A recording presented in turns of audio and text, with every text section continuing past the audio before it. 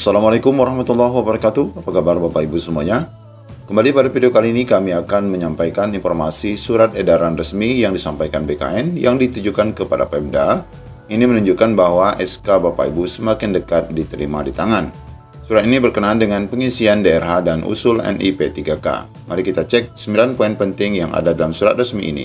Untuk info lengkapnya ikuti video ini sampai selesai. Ya baik Bapak Ibu, sekedar informasi bahwa sampai hari ini tanggal 11 April 2023 belum ada tanda-tanda pengumuman seleksi P3K pasca sanggah diumumkan oleh Panselnas.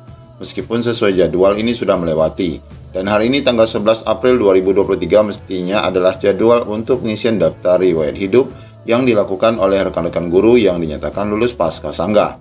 Nah, terlepas daripada pengumuman yang akan diumumkan tentu saja dalam waktu dekat ini kita akan melihat informasi terbaru yang disampaikan oleh BKN yang terlepas daripada pengumuman yang kita tunggu-tunggu Bapak Ibu, ini berkenaan dengan usul NIP3K yang mesti Bapak Ibu lalui juga nanti setelah pasca sanggah diumumkan.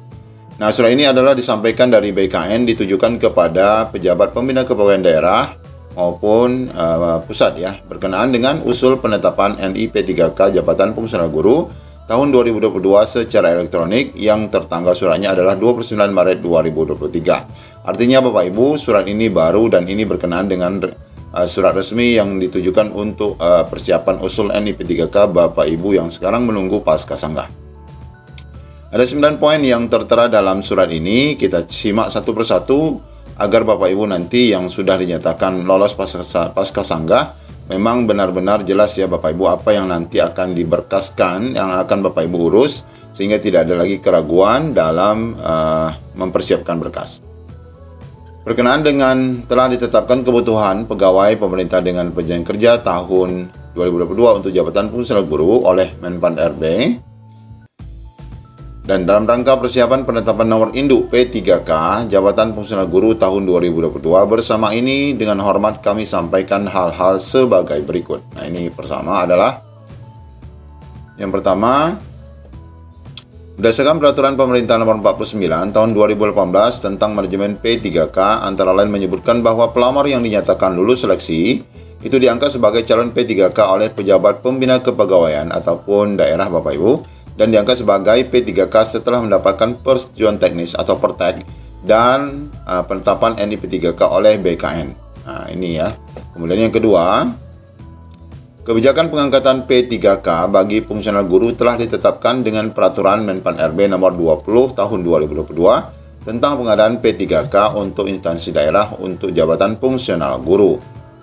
Kemudian poin ketiga, berdasarkan peraturan Badan Kepegawaian Negara nomor 1 tahun 2019 sebagaimana telah diubah dengan peraturan BKN nomor 18 tahun 2020 tentang petunjuk teknis pengadaan P3K, antara lain dinyatakan bahwa pelamar yang dinyatakan lulus seleksi diangkat sebagai CP3K oleh PPK atau Pemda dan diangkat sebagai P3K setempat mendapat setelah mendapatkan persetujuan teknis dan penetapan NIP3K dari BKN. Pemeriksaan kelengkapan dan keabsahan berkas usul penetapan NIP3K dilakukan sesuai dengan peraturan perundang-undangan. Nah, berkas-berkas yang kemarin diperiksa ada 6 berkas pokok, itu sudah kami bahas ya di video ini. Ini pastikan 6 berkas ini adalah Bapak Ibu yang benar-benar jangan sampai salah. Karena fokus BKN itu akan memeriksa 6 berkas ini. Jadi tidak memeriksa 4 berkas lainnya, tidak memeriksa pas foto contohnya, apakah fatal, tidak fatal, itu tidak. Ada 6 berkas yang bagi Bapak Ibu belum menonton, silakan nonton dulu, nanti link videonya ada di deskripsi. Lalu poin keempat adalah panitia seleksi instansi pengadaan P3K mengumumkan hasil seleksi setelah mendapatkan hasil pengolahan kelulusan yang ditandatangani secara elektronik oleh BKN melalui admin SSCSN BKN. Selanjutnya agar segera melaksanakan pemberkasan penetapan NIP3K. Kemudian poin kelima, instansi mengunggah penetapan kebutuhan P3K dari Kementerian Pendidikan melalui SSCSN. Nah, ini adalah langkah-langkah yang dilakukan oleh Pemda nanti setelah Bapak Ibu mengisi ya DRH yang jadwalnya nanti sudah ditetapkan. Kita lihat apakah nanti mundur, berapa lama mundurnya kita akan cek Bapak Ibu.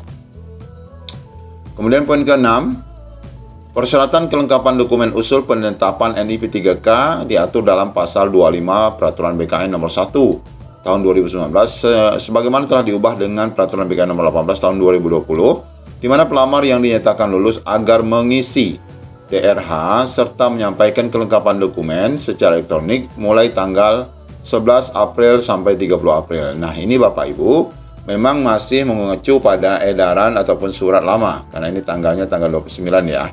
Nah, sampai hari ini kita masih memang berharap jangan ada penundaan yang signifikan. Ya, setidaknya 12, 13 itu sudah mulai hari ini, sudah pengumuman, besok pengumuman. Maka tanggal 13 itu sudah harus mengisi DRH Bapak Ibu. Jadi jangan sampai mundur terlalu lama. Nah, berkas-berkas dokumen yang Bapak Ibu harus siapkan ini betul-betul kita cek lagi berdasarkan surat resmi ini. Pertama kita lihat ya yang akan diunggah, pas foto terbaru pakaian formal. Nah, ini pasti banyak yang bertanya apakah harus hitam putih, tidak Bapak Ibu ya. Kami pernah mengisikan itu pakaian PGRI juga boleh, tidak perlu mengganti. Intinya pakaian yang formal itu yang rapi ya, yang betul-betul pakaian Bapak Ibu bekerja juga boleh. Dengan latar belakang merah. Nah, ini adalah persyaratannya. Intinya Bapak Ibu bisa gunakan juga foto kemarin waktu mendaftar ya. Kalau Bapak Ibu sudah dinyatakan diterima itu juga sudah sah ya. Kemudian ijazah asli yang digunakan sebagai dasar melamar. Ini kemarin banyak yang bertanya bagaimana kalau kami mengganti ijazah. Jangan Bapak Ibu ya, jangan diganti ijazahnya. Kemarin dipakai ijazah ini kemudian setelah lulus Bapak Ibu mengganti. Tidak. Ijazah asli yang digunakan sebagai dasar melamar ya, jangan dirubah-rubah. Kemudian transkrip nilai asli yang digunakan sebagai dasar melamar juga sama nih ya, transkrip nilainya. Kemudian daftar riwayat hidup, lagi-lagi yang sudah Bapak Ibu isi, ditandatangani. Ini dicetak dulu ya, diisi, dicetak dulu, ditandatangani, digabung ya, karena ada 2 file, nanti kita akan buat panduannya. Lalu diisi materai, kemudian di-scan lagi, baru di-upload. Kemudian surat keterangan pernyataan 5 poin ya, 5 poin sudah kami postingkan juga suratnya, videonya semalam ya. Bapak Ibu bisa download, ini isinya, Bapak Ibu bisa copy juga ini isinya. Kemudian surat keterangan SKCK sudah kita pahami, Bapak Ibu sudah boleh mengurus sebenarnya. Sekali lagi kami sampaikan, perihalnya adalah pemberkasan usul NIP 3K boleh. Kemudian penetapan NIP 3K boleh. Jadi itu tidak mutlak ya, tidak mutlak harus seperti apa. Intinya SKCK ini diperuntukkan untuk mendapatkan NIP 3K atau sebagai persyaratan pemberkasan NIP 3K jabatan fungsional guru, boleh. Kemudian surat keterangan sehat jasmani dan rohani dari dokter yang berstatus PNS. Nah, ini juga banyak yang bertanya. Intinya statusnya PNS, rumah sakitnya seperti apapun, kalau dokternya bukan PNS tak bisa ya. Kita lihat di sini ya status PNS-nya. Atau dokter yang bekerja pada unit pelayanan kesehatan pemerintah. Jadi instansinya yang pemerintah. Kalau rumah sakit swasta ada dokternya yang PNS boleh, atau dokternya tidak PNS tapi unit pelayanannya pemerintah. Nah, kemudian adalah surat nafza juga sama. Ini masalah biaya sudah kami bahas juga di video sebelumnya. Lalu keputusan pengangkatan calon P3K ditetapkan oleh Pemda ya, PPK. Kemudian surat pernyataan rencana penempatan SPRP yang dibuat oleh pejabat pimpinan tinggi pertama yang akan menerima P3K pada unit kerja di lingkungannya. Nah, ini adalah Dinas Pendidikan Bapak Ibu.